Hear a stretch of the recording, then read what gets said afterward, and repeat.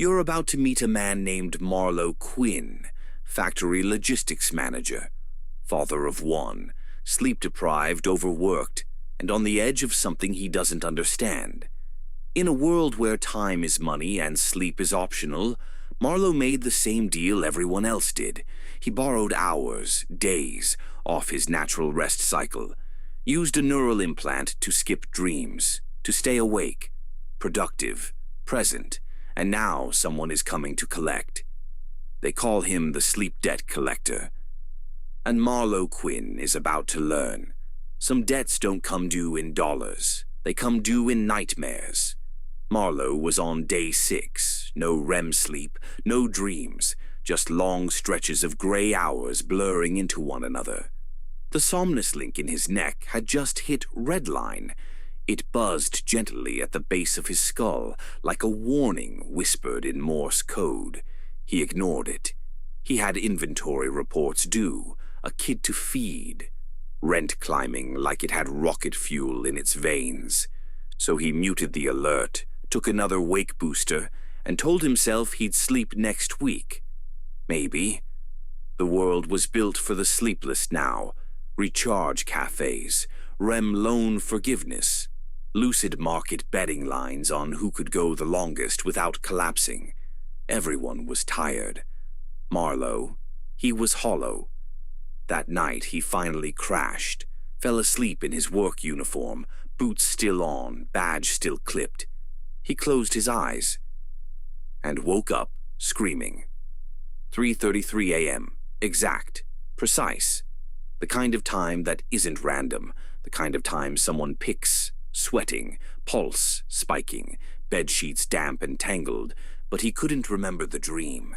Just that someone had been there, waiting, watching, like they'd been walking alongside his thoughts all week and just now stepped into frame.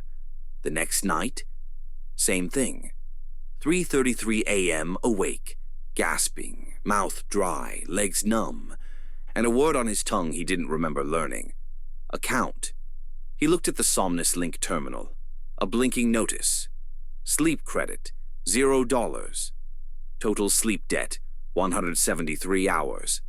Account status, collections, natural recovery scheduled. He laughed, out loud, a short, joyless bark that cracked in the middle. Cute, he muttered. Real cute. He shut off the screen. But that night, he saw him. Not clearly, not at first. He was at the end of the hallway, just past the bathroom light. Marlow's eyes were fuzzy from exhaustion, but he could make out the shape. Tall, thin, wearing a suit that looked like it was built from shadows. His head tilted at an unnatural angle, like a doll not seated right. No eyes, no face, just an impression of something that used to be human. He didn't move, didn't speak, didn't blink. Marlow sat up, blinked, gone. He stayed awake the rest of the night. Day 7, Marlow called in sick. Tried to nap in the middle of the day, thinking it would be easier, but the moment he started to drift, he felt pressure on his chest, like someone kneeling there, pinning him. He couldn't move, couldn't breathe, couldn't scream, and just before he could force himself awake, a voice, not outside, inside, right in his head. It whispered, "You agreed to this." He stopped trying to sleep after that. Started drinking again.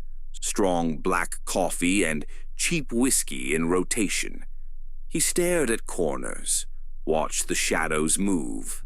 One night he found himself writing something over and over on a napkin. He didn't remember starting.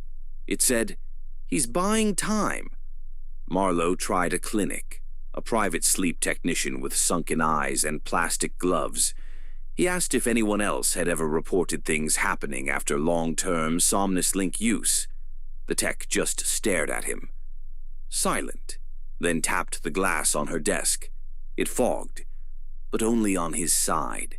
She handed him a printout on sleep hygiene and told him to try meditation. He found online forums, Sleep Debt Truth, REM Rats, Blackouters, buried deep in the dark net, people describing the same figure, same hour, same word, collector.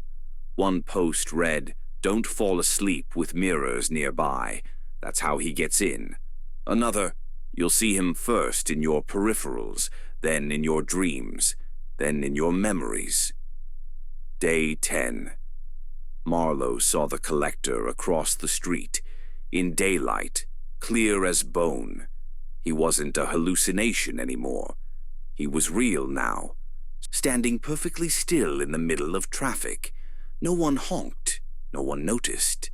Cars just shifted around him, like they couldn't bear to touch whatever he was made of. Marlow ran. That night he made a decision.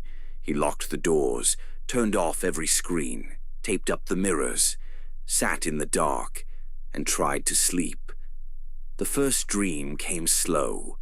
A hallway, long, white, endless. He walked it for what felt like hours. Then he saw the door. A thick iron thing with no handle. Just a slot. Inside it, he knew, was sleep. Real sleep. The kind with dreams that heal, not haunt. But the door wouldn't open, because someone was standing behind it, breathing.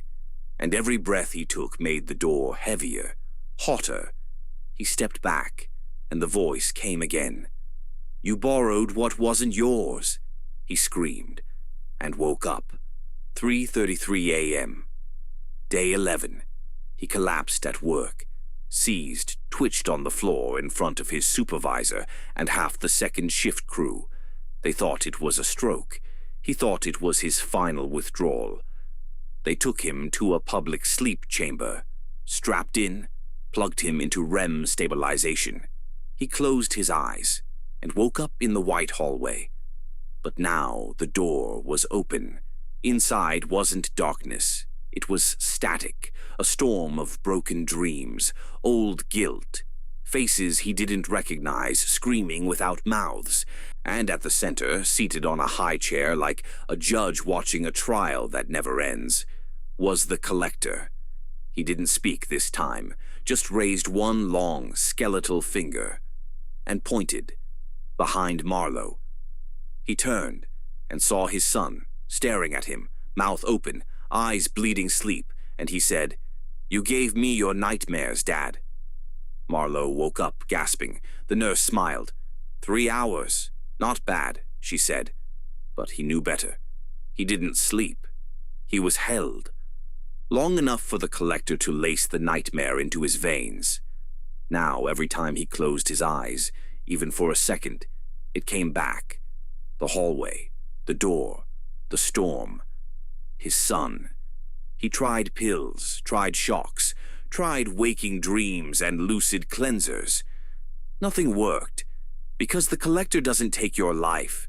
He doesn't even want your soul. He just gives you something. A nightmare so perfect, you can never sleep again. Marlow's still alive, last anyone checked. But he doesn't blink much anymore, doesn't talk, just stares at the corners of the room, waiting for 3:33. You might think cheating sleep is just a modern convenience, but every loan comes due, and when it does, you won't rest in peace. You won't rest at all.